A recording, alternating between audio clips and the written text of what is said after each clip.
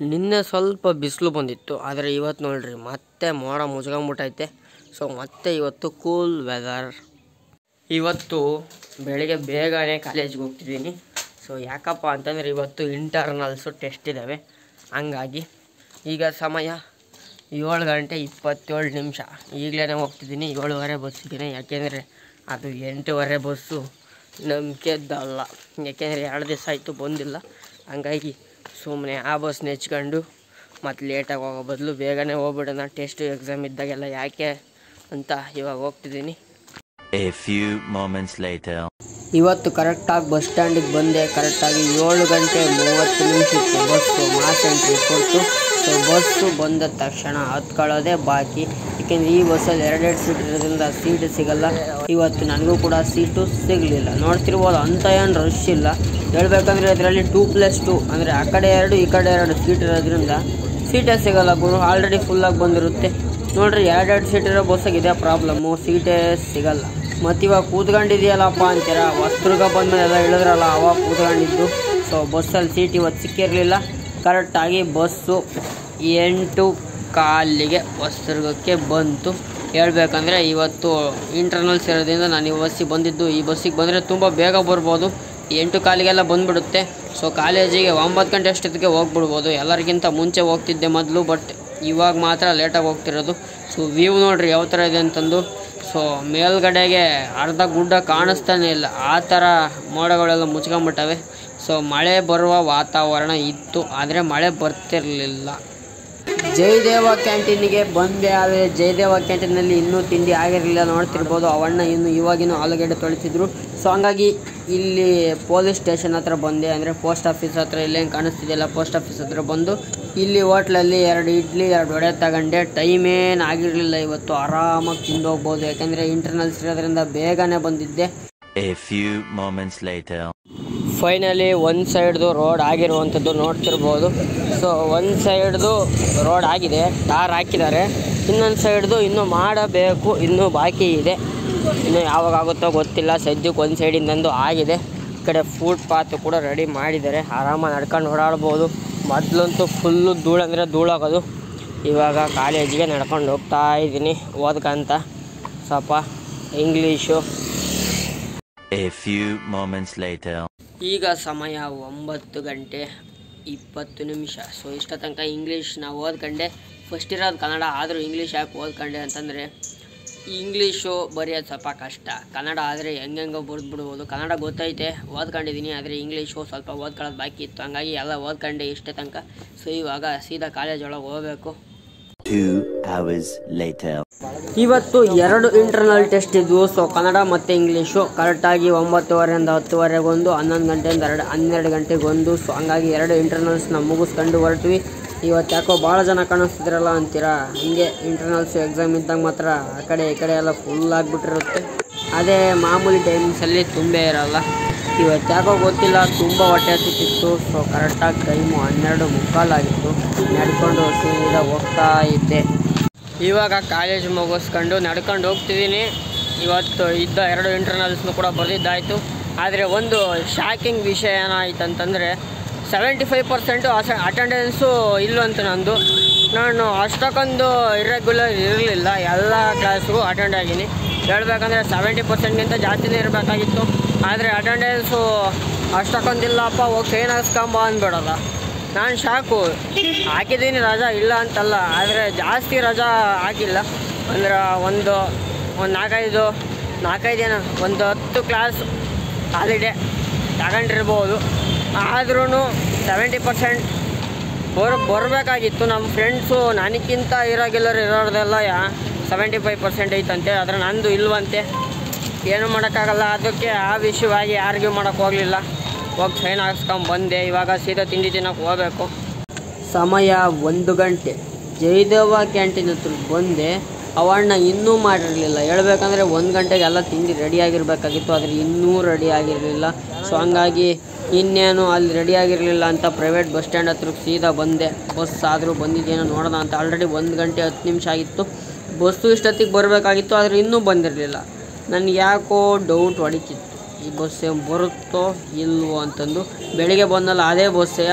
So ಆ bus ಬರಬೇಕಾಗಿತ್ತಲ್ಲ, 1 ಗಂಟೆಗೆಲ್ಲ ಬರಬೇಕಾಗಿತ್ತು, ಆದರೆ ಬಂದಿರಲಿಲ್ಲ. ಹೊಟ್ಟೆ ಫುಲ್ ಹಸಿತಿತ್ತು. ಹಂಗಾಗಿ ಸೀದಾ ಅಯ್ಯಪ್ಪ ಸ್ವಾಮಿ ಬೆಣ್ಣೆ ದೋಸೆ ಹೋಟೆಲ್ಗೆ ಬಂದೆ. ಈ ದೋಸೆ ತಿನ್ನೋದೇ ಆಗೈತೆ ಬರೀ 3-4 ದಿನದಿಂದ. ಸೊ ಇವತ್ತು ಕೂಡ ದೋಸೆ ತಿನ್ನೋಣ ಅಂತ ಬಂದೆ. A few moments later. ಈ ಹೋಟೆಲ್ಲು ಒಂಥರ ಫೇಮಸ್ ಅಂದ್ಕೊಳ್ರಿ, ಯಾಕೆಂದರೆ ಈ ಹೋಟ್ಲಲ್ಲಿ ಎಲ್ಲ ಮಾಮೂಲಿ ದೋಸೆ ಹೋಟ್ಲಲ್ಲಿ ಕೊಡೋವಷ್ಟು ದೋಸೆ ಕೊಡಲ್ಲ. ಎಕ್ಸ್ಟ್ರಾ ಲಾಂಗ್ ದೋಸೆ ಇಲ್ಲಿ. ಸೊ ಮಾಮೂಲಿ ದೋಸೆ ಸೈಜ್ಗೂ ಇಲ್ಲಿ ಇವಾಗ ನಿಮಗೆ ತೋರಿಸ್ತೀನಿ ತಡ್ರಿ. ಇಲ್ಲಿ ನೋಡ್ರಿ ದೋಸೆ ಸೈಜ್ನ. ಸೊ ಎಕ್ಸ್ಟ್ರಾ ಲಾಂಗ್ ದೋಸೆ ಅಂತ ಕರಿಬೋದು ಇದನ್ನು, ಎಕ್ಸ್ಟ್ರಾ ಲಾಂಗ್ ದೋಸೆ ಹೋಟೆಲ್ ಅಂತಂದು. ಸೊ ಅವನ್ನ ಅಡ್ಡಡ್ಡ ಇಟ್ಬಿಟ್ಟು ಒಂದು ತಟ್ಟೆಯಲ್ಲಿ ಮತ್ತೆ ಸೈಜ್ ಉದ್ದ ಆಗಿರೋತ್ತಿಗೆ. ಎಷ್ಟು ಉದ್ದ ಇದೆ ಅಂತ ನೋಡ್ತಿರ್ಬೋದು, ವಿಡಿಯೋದಲ್ಲೇ ಕವರ್ ಆಗ್ತಿಲ್ಲ, ಅಷ್ಟು ಉದ್ದ ಇದೆ. ಸೊ ಒಂದೊಂದು ಹೋಟ್ಲು ಒಂದೊಂದು ಫೇಮಸ್, ಆದರೆ ಈ ಹೋಟ್ಲು ಎಕ್ಸ್ಟ್ರಾ ಲಾಂಗ್ ದೋಸೆಗೆ famous. A few moments later. ಬೆಳಿಗ್ಗೆ ಸೀಟ್ ಸಿಕ್ಕಿರಲಿಲ್ಲ, ಹಂಗಾಗಿ ಮಧ್ಯಾಹ್ನ ಸೀಟ್ ಹಿಡಿಬೇಕಂತಂದು ಬೇಗನೆ ದೋಸೆ ತಿಂದು ಬಂದೆ. ಸೊ ಬಸ್ಸು ಕರೆಕ್ಟಾಗಿ ನಾನು ಬಸ್ ಸ್ಟ್ಯಾಂಡಿಗೆ ಬಂದೆ, ಬಸ್ಸು ಕೂಡ ಬಂತು.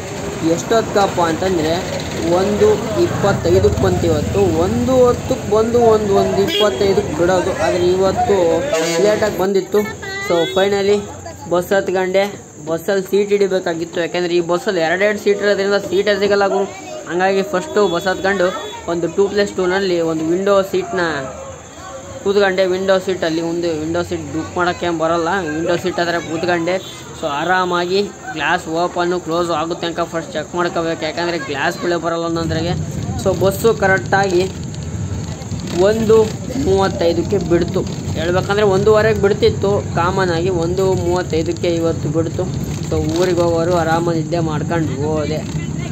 1 hour later. ಈಗ ಊರಿಗೆ ಬಂದೆ. ಎಷ್ಟೊತ್ತಿಗಪ್ಪ ಅಂತಂದರೆ 2:15ಗೆ. ಸೊ 2:15ಗೆ ನಮ್ಮೂರಿಗೆ ಬಂತು. 1 ಗಂಟೆ ಜರ್ನಿ, ಆರಾಮ್ ನಿದ್ದೆ, ಆರಾಮಾಗಿ ಮಲ್ಕೊಂಬಿಟ್ಟಿದ್ದೆ. 2 hours later. ಈಗ ಸಮಯ ಕರೆಕ್ಟಾಗಿ 4:50. ಇಷ್ಟ ತನಕ ಮಲ್ಕೊಂಬಿಟ್ಟಿದ್ದೆ. ಅಟೆಂಡೆನ್ಸ್ ಶಾರ್ಟೇಜ್ ಅಂತೇಳಿ ನನಗಂತೂ ತುಂಬ ಬೇಜಾರಾಗ್ಬಿಡ್ತು. ಮಲ್ಕೊಂಬಿಟ್ಟೆ. ಮನೆಗೆ ಬಂದೆ 2:15ಗೆ ಮನೆಗೆ ಬಂದೆ. 3 ಗಂಟೆಗೆ ಮಲ್ಕೊಂಡು ಇವಾಗ ಎದ್ದೆ 4:50ಕ್ಕೆ. ಇವಾಗ ಮುಖ ತೊಳ್ಕೊಂಡು ಕೂತ್ಕೊಂಡಿದ್ದೀನಿ. ಸೊ ಇವಾಗ ಬಸ್ ಸ್ಟ್ಯಾಂಡ್ಗೆ ಹೋಗ್ಬೇಕಂತೆ, ಯಾಕೆಂದರೆ ನಮ್ಮ ಅಪ್ಪಾಜಿ ರೇಷನ್ ತಂದಿದ್ದಾರಂತೆ. ನಮ್ಮ ಅಪ್ಪಾಜಿ ಅಲ್ಲ, ನಮ್ಮ ಆಂಟಿ ರೇಷನ್ ತಂದಿದ್ದಾರಂತೆ. ಹೋಗಿ ರೇಷನ್ನ ಸ್ಕೂಟಿಯಲ್ಲಿ ಇಟ್ಕೊಂಡು ಮನೆಗೆ ತಂದು ಇಡಬೇಕು. A few moments later. ಈಗ ತೋಟಕ್ಕೆ ಬಂದೆ ವರ್ಕೌಟ್ ಮಾಡೋದಕ್ಕೆ. ಸೊ 1 ಬಾಟ್ಲು ನೀರು ತುಂಬ್ಕೊಂಡು, ಕೂದಲು ತುಂಬ ಉದ್ದ ಆಗಿದೆ, ಕಟಿಂಗ್ ಮಾಡಿಸ್ಬೇಕು. ಸೊ 75 ಆರ್ಡ್ ಚಾಲೆಂಜಾಗಿ ಬೇಡ, ಆಮೇಲೆ ಮಾಡಿಸೋಣ ಕಟಿಂಗು ಸ್ವಲ್ಪ ಸಣ್ಣಕ್ಕೆ. ಏನಂತಂದರೆ ಈಗ ಟೈಮ್ ಆಗೈತೆ ಆಲ್ರೆಡಿ, 1:05 ಗಂಟೆ ಲೇಟಾಗಿ ಬಿಡ್ತೀವತ್ತು. ಇವತ್ತು ಕಾಲೇಜಲ್ಲಿ ಇಂಗ್ಲೀಷು ಇಂಟರ್ನಲ್ಸ್ ಬರಿಬೇಕಾರೆ ಸರ್ ಹೇಳಿದರು, ಎಲ್ಲ ನಮ್ಮ ಕಾಲೇಜಾಗೆ ನನ್ನ ಜೊತೆಗೆ ಹೇಳಿದ ಹೆಸ್ರುಗಳರೆಲ್ಲ ಇರ್ರೆಗ್ಯುಲರ್ ಸ್ಟೂಡೆಂಟ್ಸೇ. ಸೊ ಎಂದೋ ವಾರಕ್ಕೆ 2 ಸತಿ ಬರೋರು, ವಾರಕ್ಕೆ 3 ಸತಿ ಬರೋರು. ಇನ್ನೊಬ್ಬಂತೂ ಅವನು ಒಂದು ವಾರದಿಂದ ಬಂದಿರೋದಷ್ಟೇ. ಸೊ ಇಂಟರ್ನಲ್ಸ್ ಐತೆ ಅನ್ನೋ ಕಾರಣದಿಂದ ಅಂಥವ್ರ ಜೊತೆಗೆ ನನ್ನ ಹೆಸರು ಹೇಳ್ಬಿಟ್ರು. ನನಗೆ ಇದೇನಪ್ಪ ಇದು ಹಿಂಗೆ ಹೇಳ್ತಿದ್ದಾರೆ ಅಂತ ಅನ್ನಿಸ್ಬಿಡ್ತು. ಯಾಕೆಂತಂದರೆ ನಾನು ಕರೆಕ್ಟಾಗಿ ರೆಗ್ಯುಲರಾಗಿ ಹೋಗ್ತಿದ್ದೀನಿ. ಸೊ ರಜಾ ಹಾಕಿದ್ದೀನಿ, ಇಲ್ಲ ಅಂತಲ್ಲ, ಎಲ್ಲೋ ಒಂದು 2-3 ನನಗಿಂತ ಜಾಸ್ತಿ ಬರಲಿಲ್ದವ್ರಿಗೂ ಹೇಳಿಲ್ಲ ಅವರು, ಆದರೆ ನನಗೆ ಹೇಳಿದರು. ಇವತ್ತು ತುಂಬ ಬೇಜಾರಾಗ್ಬಿಟ್ಟಿತ್ತು, ಅದಕ್ಕಾಗಿಯೇ ಮನೆಗೆ ಬಂದೇ ಮಲ್ಕೊಂಬಿಟ್ಟೆ. ಸೊ ಈಗ ವರ್ಕೌಟ್ ಮುಗಿಸೋಗಿ ಬಾಟನಿ, ನಾಳೆ ಇರೋದು ಸಸ್ಯಶಾಸ್ತ್ರ, ಅದನ್ನು ಓದ್ಕೋಬೇಕು. ಸೊ ಇವತ್ತಿನ ವ್ಯೂ ನೋಡ್ರಿ ಹೆಂಗಿದೆ ಅಂತಂದು. A few moments later. ಈಗ ಸಮಯ 5:45. ಇವಾಗ ಇನ್ನೇನು ಸೂರ್ಯ ಹೋಗಿದ್ದಾನೆ ಸಂಪೂರ್ಣವಾಗಿ. ಸೊ ನೋಡ್ತಿರ್ಬೋದು, ಇವತ್ತು ಮತ್ತೆ ಮೋಡ ಮುಚ್ಚಿದ ವಾತಾವರಣ, ಅಲ್ಲಿ ಪಕ್ಷಿಗಳೆಲ್ಲ ಹಾರೋಗ್ತಿದ್ದಾವೆ. ಇದು ಇವತ್ತಿನ ವ್ಯೂ, ಸಂಜೆ ಈ ಥರ ಕಾಣಿಸ್ತಿರುವಂಥದ್ದು.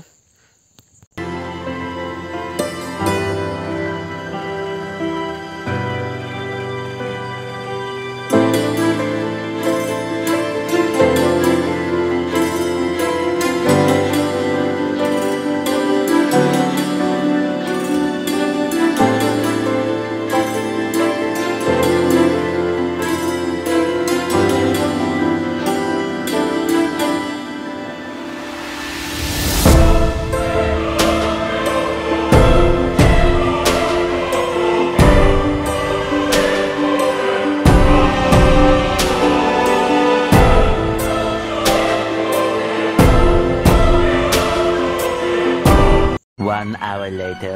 Already time 6:30. ಈಗ ಮಳೆ ಬರೋಂಗಾಗೈತೆ, ಯಾಕೋ ಗುಡುಗು ಮಿಂಚು ಎಲ್ಲ ಶುರುವಾಗ್ಬಿಟ್ಟೈತೆ. ಇವಾಗ ಫಸ್ಟು ಮನೆಗೆ ಹೋಗಬೇಕು, ಇಲ್ಲಾಂದರೆ ಮತ್ತೆ ಮಳೆಗೆ ಸಿಗಾಕೊಂಡ್ರೆ ಮತ್ತೆ ನೆಗಡಿ ಆಗ್ಬಿಡುತ್ತೆ. ಗೊತ್ತಲ್ಲ, ಈಗ ಮೊದಲೇ ಶೀತಗಾಲ, ಯಾಕೆ ಸುಮ್ಮನೆ ರಿಸ್ಕು. ಇವಾಗ ಸೀದಾ ಮನೆಗೆ ಹೋಗೋಣ.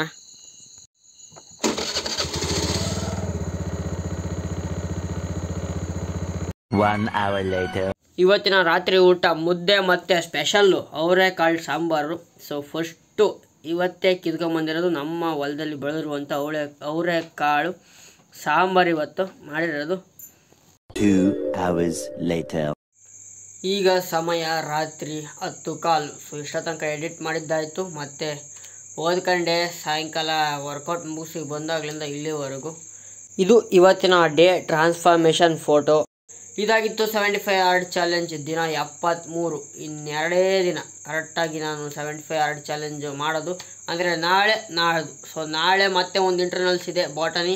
ಸೊ ನಾಳೆ ಮತ್ತು ನಾಡಿದ್ದಿಗೆ ಇಂಟರ್ನಲ್ಸ್ ಮುಗಿತವೆ. ಸೊ ಇಂಟರ್ನಲ್ಸು ಮುಗೀತು, ಅಲ್ಲಿಗೆ 75 ಹಾರ್ಡ್ ಚಾಲೆಂಜು ಮುಗಿಯುತ್ತೆ. ಸೊ ಇವತ್ತಿನ ವೀಡಿಯೋನ ಅಲ್ಲಿಗೆ ಮುಗಿಸ್ತಿದ್ದೀನಿ. Thanks for watching. ನಮಸ್ಕಾರ. ಸಿಗೋಣ ಮುಂದಿನ ವೀಡಿಯೋದಲ್ಲಿ.